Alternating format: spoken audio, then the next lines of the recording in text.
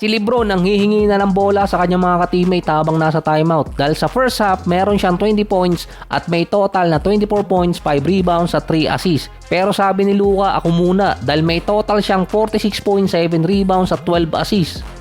Pero parang mula nung mawala si Nikola Jokic dahil sa injury, yung mga stats na ginagawa ni Luka parang normal na lang eh.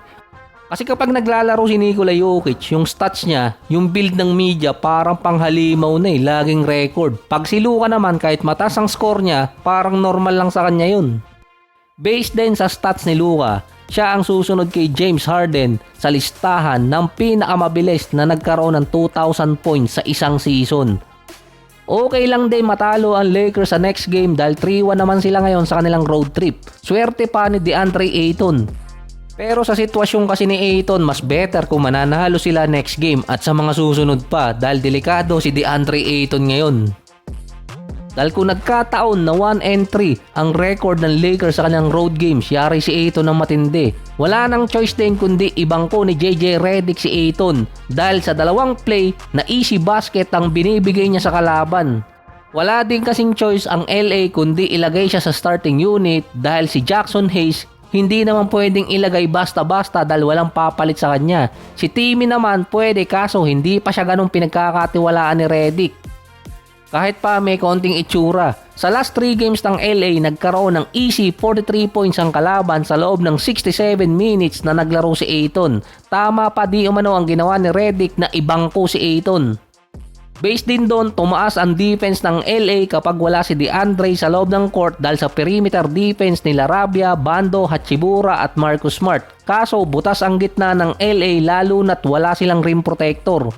Based din sa stats, kahit andun si Ayton sa loob, mababa ang block rate niya. Parang nakakahiya din kay Marcus Smart na tinatamad yung sentro nila tapos siya na-dislocate pa yung daliri sa last game nila versus Dallas pero naglaro pa siya versus Bulls.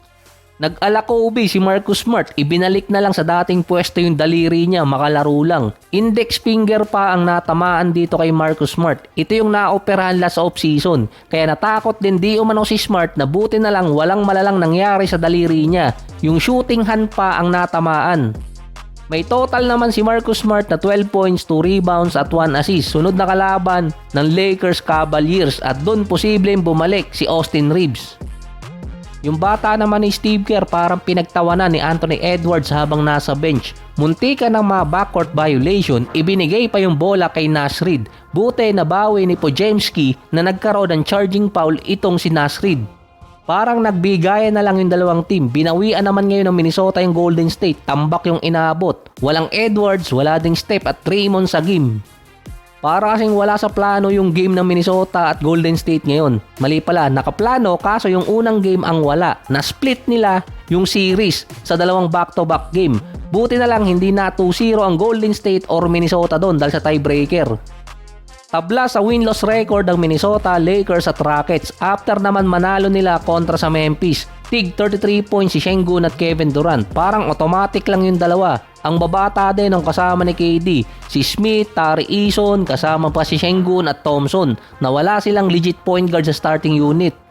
Tatlong straight na games na rin si KD ay meron 30 or more points. Siya yung panglimang player na nakagawa niyan after mag 37 years old. Nagawan pa rin talaga ng record eh. Si KD ang pangalawang player ngayon kay Lebron na may pinakamaraming points sa last quarter ngayong 2026. Taon ng 2026 hindi yung 2026 season. Meron total si Lebron na 104 points. Si Kevin Durant naman 102. Dahil tinalo ng Houston ng Memphis, lalong tumibay tuloy sa number 10 ng Clippers. Mapapalaban naman ng Rockets kontra San Antonio. Must win game situation yun sa dalawang teams. Tabla sila sa regular season series at sa tiebreaker. Pero lamang ang San Antonio pagdating sa division ranking kontra sa Rockets. Para makuha ng Houston yung tiebreaker, hindi nila kailangan tumabla sa series. Kailangan nila makuha yung last 2 games versus Spurs. Kahit kasi makuha ng Rockets yung dalawang game kontra San Antonio, magkasama kasi sila sa division at yung tatlong teams na kasama pa nila doon outside ng top 10, Dallas, Memphis at Pelicans. So far, ang may pinakamahirap na division sa West, Northwest dahil sa Thunder, Nuggets, Minnesota kasama pa yung Portland. Maglalaban pa yung ibang teams dyan ng ilang games kasama pa yung Jazz. Yung Pacific Division mahirap din dahil sa dalawang LA nandun pa yung Phoenix Suns at Sacramento pati Golden State.